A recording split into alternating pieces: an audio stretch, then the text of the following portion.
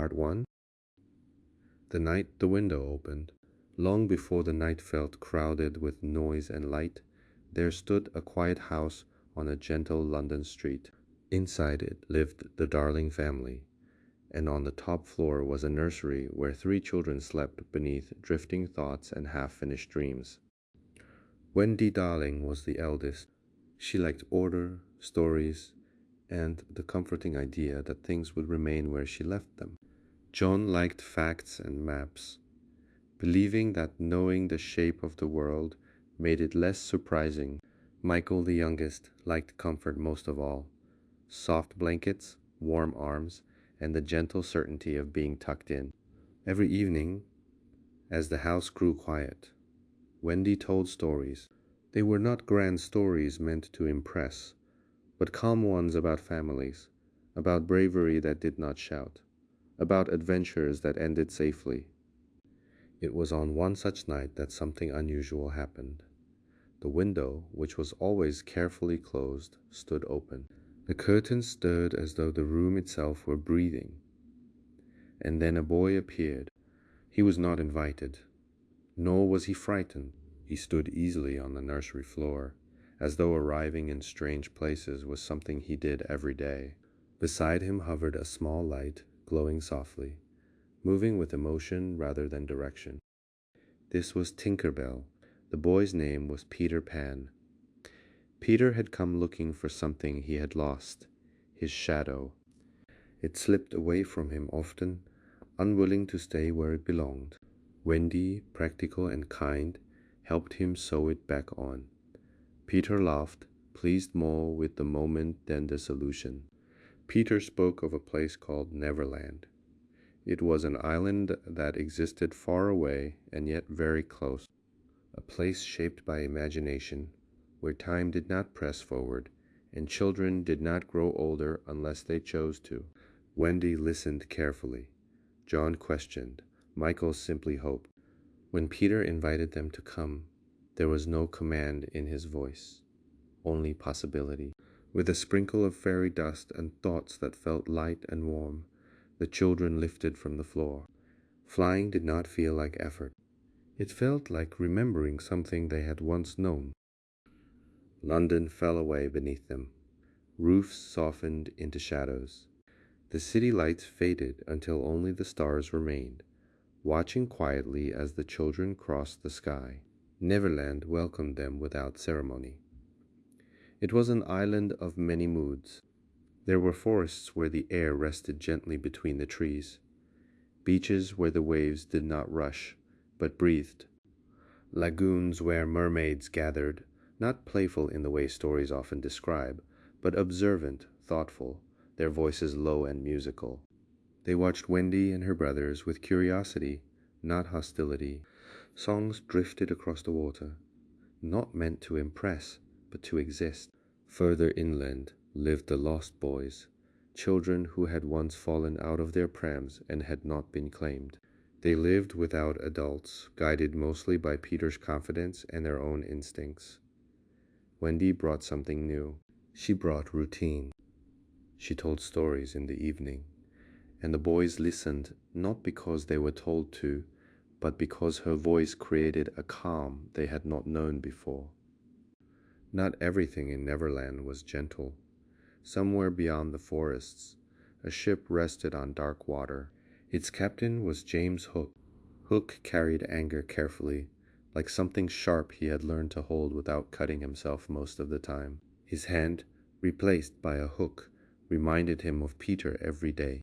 So did the sound of ticking, faint but relentless, carried by a crocodile that followed him patiently.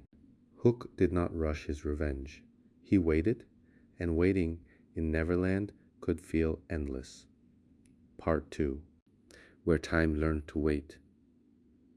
Neverland revealed itself slowly, as though it preferred not to be understood all at once.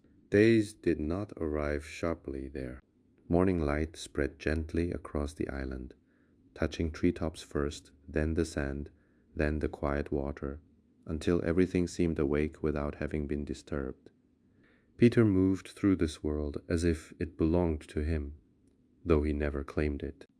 He knew every hidden path and every shortcut through the air, yet he never explained how.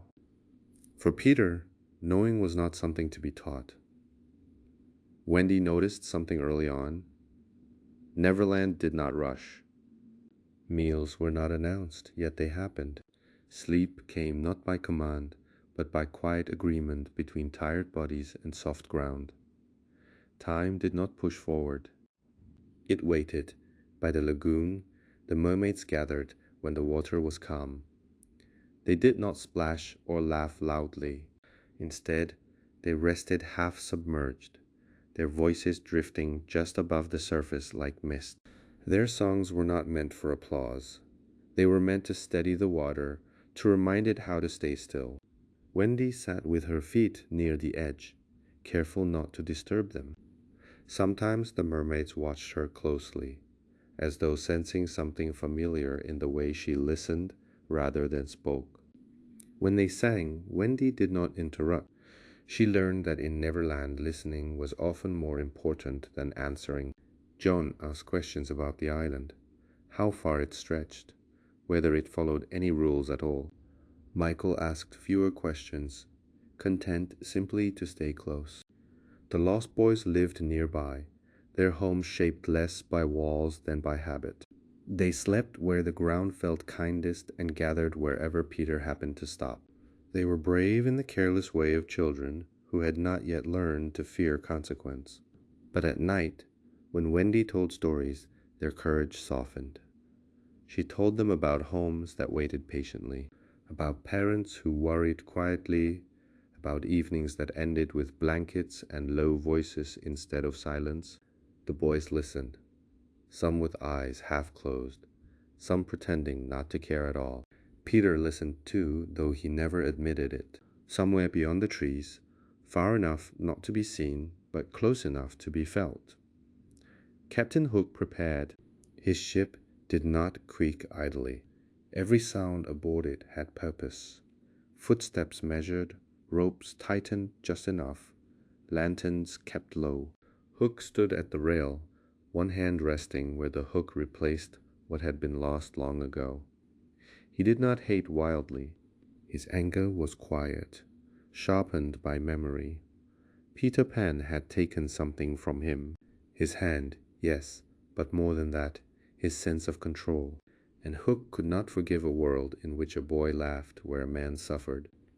The crocodile followed the ship patiently.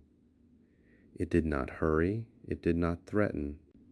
The ticking sound it carried was enough. Hook heard it even when the sea was calm.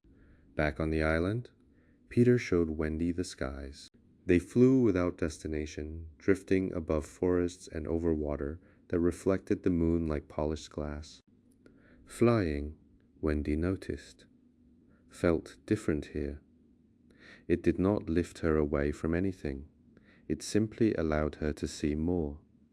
As they passed above the lagoon again, the mermaids watched them from below, their faces unreadable. A song rose briefly, then faded, as though it had decided the moment was complete. Later, as evening gathered itself, Wendy felt something unfamiliar, a quiet longing, not for adventure, but for balance. Neverland was full of wonder, but it asked nothing of her in return. And Wendy, who had learned to care for others, began to feel the absence of being needed. That night she told the Lost Boys a story that was softer than usual.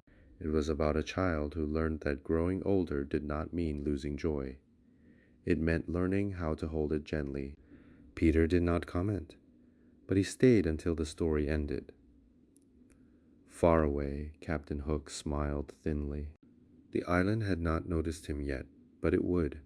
Part 3, Trust, Firelight, and Quiet Courage. Neverland did not announce its changes. They arrived quietly, like clouds shifting shape without sound, noticeable only if one was already paying attention.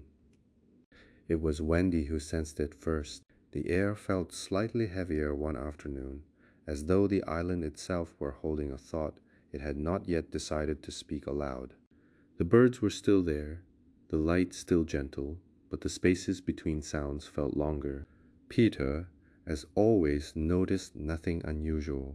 He flew ahead, confident and light, leading the lost boys through a winding path that curved between trees whose branches leaned inward, forming a sheltering arch.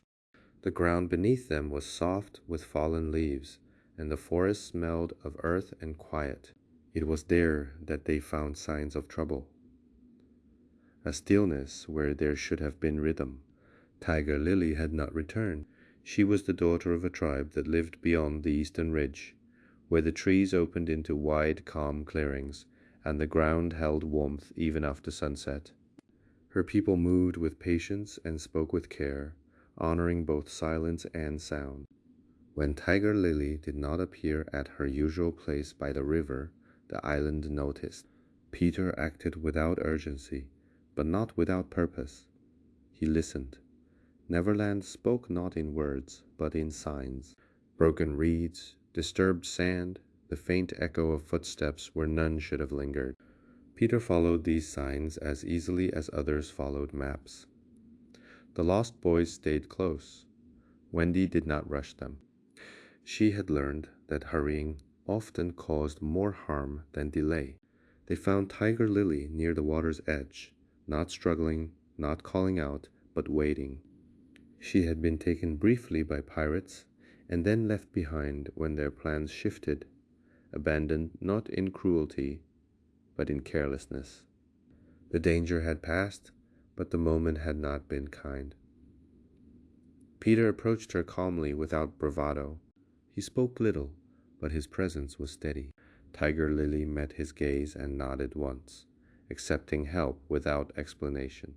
When they returned her to her people, the response was quiet but deep. There were no loud celebrations, no grand gestures. Instead, a fire was lit as evening settled, and the children were invited to sit nearby. Food was shared slowly. Stories were not demanded, only offered. Wendy noticed how the tribe listened to one another, how no one interrupted, how words were allowed to finish before another began. She felt something inside her relax. Here was a place that understood balance. Peter was honored, though he seemed barely aware of it. The lost boys watched the firelight flicker across faces that reflected calm rather than excitement. For once, no one felt the need to prove anything. As night arrived fully, Tiger Lily's people began a song. It was not loud. It did not ask to be remembered. It simply existed, flowing gently into the darkness and settling there, like something that belonged, far from the firelight, beyond the reach of warmth and quiet voices. Captain Hook watched. He had learned patience long ago, though he disliked it. From the shadows he observed the rhythm of the island, noticing when laughter rose, when it faded, when movement slowed and attention softened. Hook did not fear Peter Pan, he resented him, and resentment, when carried carefully, could wait a very long time. The pirates moved closer, not with weapons raised, but with silence. Their ship rested farther inland than before. Its presence felt more than seen. Hook planned not for chaos, but for interruption. He understood something Peter did not. Children, when calm, were difficult to control, but children, when separated, could be guided. Wendy felt it again that night, the sense that something had shifted. As the children returned to their resting place, she gathered them closer than usual. She told no story this time. Instead, she spoke softly about listening to one another, to the island, to the moments when quiet felt different. Peter watched her, curious but unconcerned. He had never needed warnings. Neverland had always protected him. The lost boys fell asleep one by one, their breathing steady, the forest settling around them like a blanket. Above them, the stars appeared slowly, not all at once, one by one, as if each one were deciding whether now was the right moment to shine. In the distance, a faint ticking sound drifted across the water. No one woke, but the island remembered. Part 4. When the Island Began to Change. Morning returned to Neverland without urgency. Light filtered through the trees slowly, as though it were testing the ground before settling in. The forest stretched and sighed, releasing the cool stillness of night and welcoming the softer warmth of day. For a while, everything felt unchanged. Peter flew ahead, tracing familiar paths in the air, calling back occasionally to make sure the others were still following. The lost boys moved in a loose cluster, their steps unhurried, their attention divided between where they were going and where they had just been. Wendy walked near the center. She had learned, during her time on the island, that being in the middle often meant seeing the most. It was Michael who noticed first that someone was missing. One of the lost boys had fallen behind. Peter circled back lightly, unconcerned. "He'll catch up," he said easily. But Wendy paused. The forest felt different here. Not dangerous, not loud, but thinner, as though something had passed through and left a faint mark behind. They waited. The boy did not appear. Peter's confidence did not waver, but his attention sharpened. He listened not to sound, but to space. Elsewhere, Captain Hook had already begun. He did not storm through the island. He did not shout orders or demand speed. Instead, he allowed the island's own quiet to work for him. The pirates moved like shadows between trees, separating paths that usually rejoined, nudging rather than forcing. A turn taken slightly too early, a clearing entered without noticing the way out had changed. The lost boy found himself alone, not because he had been taken, but because he had not realized he had been guided. Hook watched from a distance. This, he knew, was how you unsettled children, not with fear, but with uncertainty. Back with the group. Wendy felt the weight of waiting settle more heavily than before. She gathered the remaining boys close, her voice calm but firm. "We stay together," she said quietly. "No rushing." Peter hovered nearby, impatience flickering briefly across his expression before fading again. He was not used to losing track of anyone. Neverland had always obeyed him, but now the island did not immediately answer. As the day passed, small separations multiplied, not dramatic ones. Nothing that would call for panic, just enough distance to remind each child that they were alone before they were together again. John grew thoughtful, studying the forest as though it might reveal its rules if watched closely enough. Michael stayed close to Wendy, his hand brushing her sleeve whenever the trees thickened. By afternoon, the sense of unease had grown into something solid enough to name. Peter stopped moving. This alone was unusual. He landed quietly, folding his arms, his gaze fixed on a stretch of trees that looked no different from any other. "He's here," Peter said. He did not need to explain who. Captain Hook stepped into view without ceremony. He was not smiling.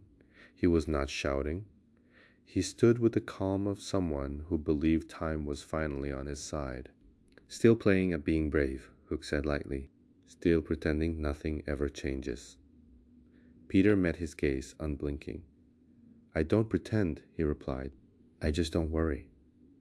Hook laughed softly. "That," he said, "is exactly the problem." The pirates did not attack. They did not need to. Hook's words were enough. He spoke of time, of growing, of what happened when children forgot to notice that days were passing. Peter listened, his expression unreadable. Wendy felt the tension shift, not sharpen, but deepen. This was not a battle meant to be won with speed or cleverness. This was about direction. Hook withdrew as calmly as he had arrived, leaving the forest unchanged and yet unmistakably altered. The lost boy returned before sunset.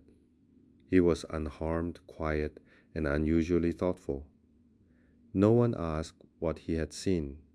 Some questions did not need answers. That night, Wendy gathered the children closer than ever. She told a story, not of adventure, but of choice, of how sometimes staying felt easier than leaving, but leaving taught you what staying never could. Peter listened from a short distance away. He did not interrupt. When the story ended, he did not laugh.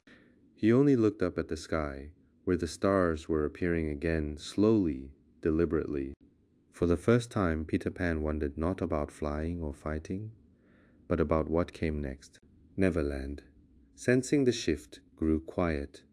The island was no longer only a place of endless play. It had become a place where decisions waited patiently to be made. Part 5. Those who stay and those who return. The night that followed felt different from any other. Not darker, not colder, just quieter. Neverland seemed to hold its breath, as though it understood that something was nearing its end. Not sharply, not suddenly, but gently, in the way evening understands that it will become night. Wendy sat awake longer than usual. Around her, the lost boys slept, their breathing steady, their bodies finally at rest after days that had asked more of them than they realized. John slept with his arms folded, his thoughts quiet for once. Michael curled close, warm and certain in the simple comfort of being near someone he trusted. Peter sat a little apart. He was not restless, he was simply still. Wendy watched him for a long moment before speaking. "Peter," she said softly, careful not to wake the others. Peter looked at her, his eyes reflecting the faint light of the stars. "You're thinking again?" he said. "Yes," Wendy replied. "I am." She did not say more at first. Some thoughts needed space before they could be shared. "When I first came here," she continued, "I thought Neverland was a place where nothing ever ended. But now I think it's a place where things pause long enough for us to decide who we are." Peter considered this. He did not argue. He did not agree. "I like things just as they are," he said finally. Wendy smiled, not sadly, but with understanding. "I know," she said, "and that's why this place needs you." Peter said nothing. Above them, the sky stretched wide and calm. The stars did not rush into brightness. They appeared slowly, one by one, as if choosing their places with care. In the distance, the sea moved in a steady rhythm. Far away, on the edge of the island, Captain Hook stood on the deck of his ship. He felt the change, too. Neverland was slipping from his grasp, not because he had lost, but because the moment had passed. The island no longer responded to his anger. Even the ticking sound he feared seemed softer now, as though it too understood that its role was finished. Hook turned away without ceremony. Some battles ended not with defeat, but with irrelevance. By morning, Wendy had decided. The choice did not feel heavy. It felt clear. She gathered the lost boys as the light spread through the trees, touching their faces gently awake. Her voice was calm, steady, carrying no urgency. "It's time," she said, "not to leave forever, but to go where we are needed." The boys listened quietly. No one protested. They had learned something in Neverland, something that stayed even when you left. Peter helped them prepare. He did not ask them to stay. He did not follow. When the time came, he stood at the edge of the clearing, watching as Wendy, John, Michael, and the lost boys lifted into the air. They did not look back right away. Sometimes leaving was easier when you trusted that what you loved would remain. London welcomed them quietly. The nursery window was open, just as it had been before. The room looked unchanged, as though it had been waiting patiently, confident they would return. Life resumed its gentle rhythm. Days filled with learning, evenings with stories, nights with sleep that came easily, carrying dreams that no longer startled. Wendy grew older, just as she was meant to. She did not forget Neverland. She remembered it the way one remembers a place that taught them something important without longing, without regret. Sometimes, When the house was quiet and the night felt especially kind, she told stories again. Stories about flying, about islands shaped by imagination, about a boy who never grew older because he did not need to, and far away, beyond maps and clocks, Peter Pan flew on. Neverland remained. It did not fade. It did not call out. It simply existed, unchanged, patient, holding space for laughter, for stillness, for children who needed time before choosing what came next. And sometimes, when the stars appeared one by one, Peter looked up and smiled, not because he was remembering what he had lost, but because he was content with what stayed. The island rested, the sky softened, and sleep, like the gentlest kind of ending, came quietly at last.